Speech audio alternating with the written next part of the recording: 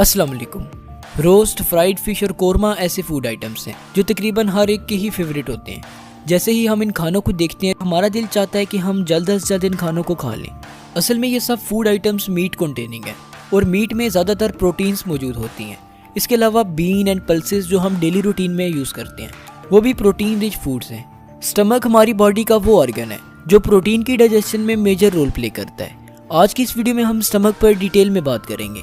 Stomach जे shaped organ होता है जो कि चेस्ट के मिडल में लिवर के पीछे प्रेजेंट है। स्टमक के गिर 4 लेयर्स प्रेजेंट होती हैं। स्टमक की सबसे आउटर लेयर का नाम सिरोसा है। सिरोसा लेयर के बाद मस्कुलरिस लेयर प्रेजेंट है जो कि फर्दर 3 लेयर्स में सब डिवाइडेड होती है। इन 3 लेयर्स के नाम outer longitudinal layer, middle circular layer और इनर ओब्लिक लेयर है।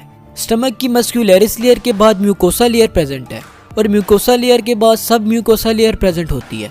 स्टमक के 2 एंड्स होते हैं जिन्हें कार्डियक स्फिंक्टर और पाइलोरिक स्फिंक्टर कहते हैं। कार्डियक स्फिंक्टर उस ओपनिंग को कहते हैं जो ईसोफेगस और स्टमक के दरमियान मौजूद है, जबकि पाइलोरिक स्फिंक्टर वो ओपनिंग है जो स्टमक को स्मॉल इंटेस्टाइन के साथ कनेक्ट करती है। स्टमक के 4 पार्ट्स होते हैं, कार्डियक रीजन, फंडस, बॉडी और पाइलोरस।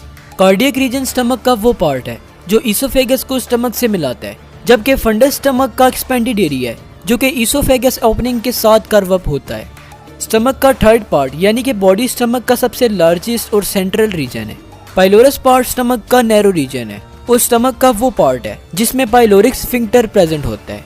पाइलोरस स्टमक को स्मॉल इंटेस्टाइन के साथ ज्वाइन करता है। स्टमक की वॉल में million of gastric glands present होती हैं। जब भी हम कोई खाना खाते हैं तो ये gastric glands gastric juices produce करती हैं। हर खाने पर तकरीबन हमारा स्टमक 400 मिलीलीटर से 800 मिलीलीटर तक गैस्ट्रिक जूस प्रोड्यूस करता है।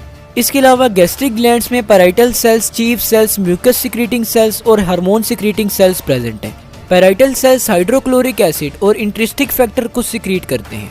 हाइड्रोक्लोरिक एसिड स्टमक के एनवायरनमेंट को एसिडिक बनाता है और इसके अलावा बहुत से माइक्रो ऑर्गेनिजम्स को भी किल करता है।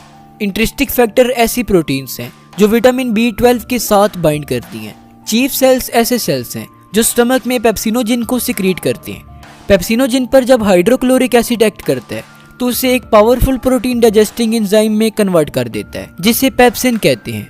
म्यूकस सिक्रीटिंग सेल्स स्टमक में म्यूकस सिक्रीट करते हैं। म्यूकस स्टमक को गैस्ट्रिक एसिड के डैमेज से प्रिवेंट करता है और स्टमक की प्रोटेक्शन में रोल प्ले करता है। Hormone secreting cells hormone secrete करते हैं। फॉर एग्जांपल ये एक हार्मोन गैस्ट्रिन प्रोड्यूस करते हैं जो गैस्ट्रिक ग्लैंड्स की सिक्रीशन को स्टिमुलेट करता है। स्टमक के स्ट्रक्चर पर तो डिटेल में बात हो चुकी है, तो चलिए अब बात करते हैं स्टमक के फंक्शन पर। स्टमक का एक बहुत ही मेन फंक्शन ये है कि ये फूड को स्टोर करता है। स्टमक की स्टोरेज कैपेसिटी की वजह से हम बहुत सा खाना खाने के लायक होते हैं।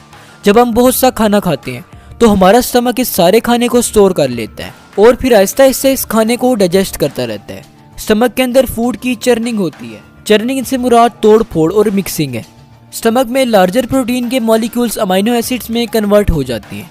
इस फंक्शन को परफॉर्म करने के लिए stomach gastric juices, hydrochloric acid और डाइजेस्टिव एंजाइम सिक्रीट करता है। इस सारी डाइजेशन के बाद स्टमक में मौजूद खाना एक थिन लिक्विड जैसा हो जाता है जिसे काइम कहते हैं। काइम पाइलोरिक स्फिंक्टर के थ्रू स्मॉल इंटेस्टाइन के पहले पार्ट यानी कि ड्यूडेनम में चला जाता है ताकि इसकी फर्दर डाइजेशन हो सके। स्टमक के अंदर फूड और वाटर की अब्जॉर्प्शन बिल्कुल भी नहीं होती। आयरन और हाईली फैट सोल्यूबल सब्सटेंसेस जैसे कि अल्कोहल वगैरह स्टमक में डायरेक्टली अब्जॉर्ब होते हैं। एक और इंटरेस्टिंग फैक्ट जो मैं आपको बताता चलूँ वो ये है कि स्टमक में कार्बोहाइड्रेट की जरा सी भी डाइजेशन नहीं होती। इसकी वजह यह है कि स्टमक का एनवायरनमेंट एसिडिक है, जबकि कार्बोहाइड्रेट को डाइजेस्ट करने वाले एंजाइम्स बेसिक एनवायरनमेंट में काम करते हैं। हाँ, लेकिन फैट्स की कुछ ना कुछ डाइजेशन स्टमक में जरूर होती है।